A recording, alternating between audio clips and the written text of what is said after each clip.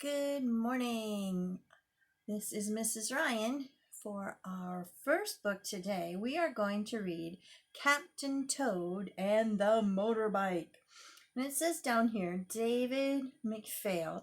Who do you think David McPhail is? You're right. We know that author writes the story. Author writes the story. Author writes the story. That's why he came first. And I'm going to open up this book. And I'm going to get to this special page right here. Do you know what it's called? That's right, the title page. And on the titles page, I see that David McPhail is the only one on there. So that must mean he has two jobs. What do you think his other job might be? You're right. He is the illustrator. So we know that illustrators illustrate, illustrators illustrate, illustrators illustrate, which means he made the pictures. So he is both the author and the illustrator of Captain Toad and the Motorbike. Now, Captain Toad was one of the best jumpers of all time. Even as a young toad, he could jump higher and farther than any toad in his neighborhood. His fame spread, and jumpers came from far and wide to challenge him. But he never lost a single contest. Are you a good jumper? Could you show me your best jump? 1, 2, 3, jump! Whoa, wow! That was an amazing jump. Good job. When finally there was no one left to jump against, he joined the Navy to see the world. Everywhere he went, he gave friendly demonstrations of his remarkable jumping ability. After a few years, he was made captain of his own ship, and once, during a hurricane, he saved his entire crew by jumping ashore with a lifeline. Whoa, look at that amazing jump he made. Woo! He is quite a jumper, isn't he? For his countless deeds of bravery, Captain Toad was awarded many medals which he wore proudly until he retired from active service. At the retirement party given in his honor, he said, "I've had a wonderful and exciting career, and now I look forward to some quiet years in the country." He's got his award and everything. It says, "Good luck, Captain Toad." Captain Toad moved into a charming little cottage in the peaceful community of Basher's Hollow. There he spent most of his time tending his garden and reading books. To keep his jumping legs in good condition, he bicycled 5 miles every day to the post office for his mail.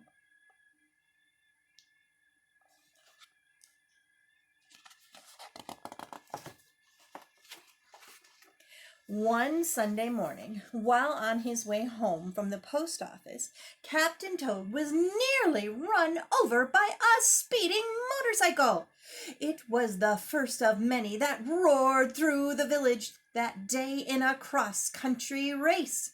Anyone else would have been frightened by such a narrow escape, but not Captain Toad. "Oh, what a beautiful machine," he said. From that moment, he wanted more than anything in the world to drive a motorbike. I'm glad they didn't hit him.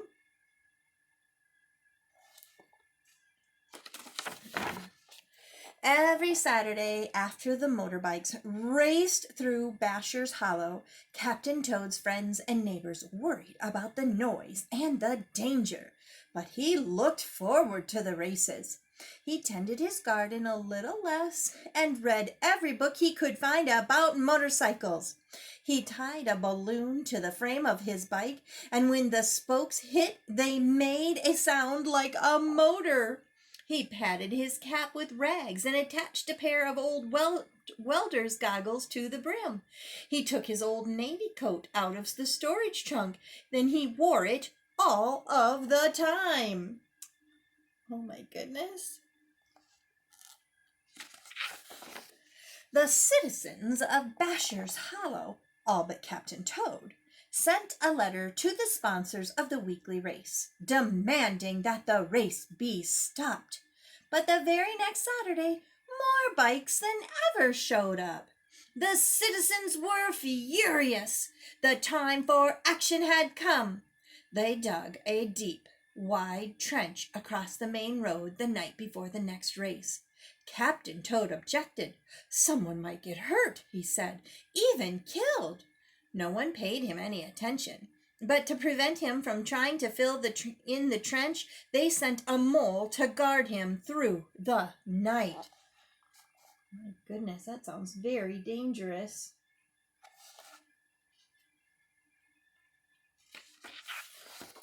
Toward morning, the mole fell asleep, and Captain Toad, dressed in his cap, goggles, and navy coat, climbed out through the window and headed for the trench. The mole didn't do a very good job guarding if he's falling asleep on the job. I'm glad he fell asleep. He was almost there when he heard the first motorbike coming. It was the very same one that had nearly run him over once before. But without hesitating even an instant, Captain Toad hopped right out in front of the racing motorbike and began waving his arms. Can you wave your arms? Stop! Stop! Stop! Stop! Good job. I think they see you. The driver had no time to stop. He tried to swerve, but it was too late. He was going to hit Captain Toad. Oh, no!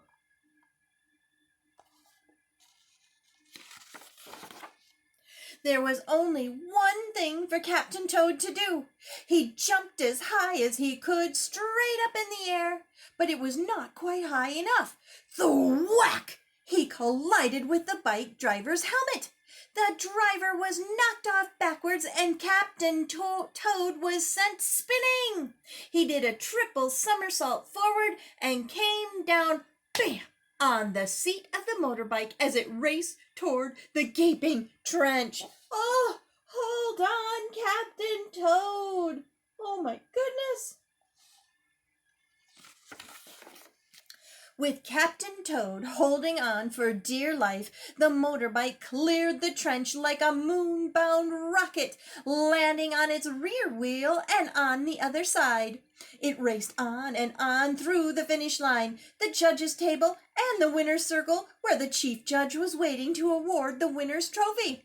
The judge was caught up by the handlebars of the motorbike and clung there until the bike ran into the river and sank in the mud. Captain Toad needed to learn where the brakes were, but no one had taught him, did they? Right there, the judge presented the trophy to Captain Toad, who accepted it graciously. His dream had come true. He had ridden a motorbike, and he had even won a prize for doing it. When the other motorbike drivers saw Captain Toad barely make it over the trench, they had turned around and left. "We're never coming back," they said. "This race course is too dangerous."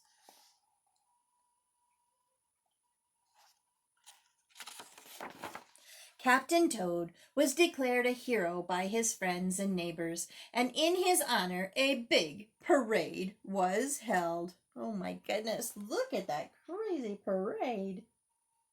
Wow.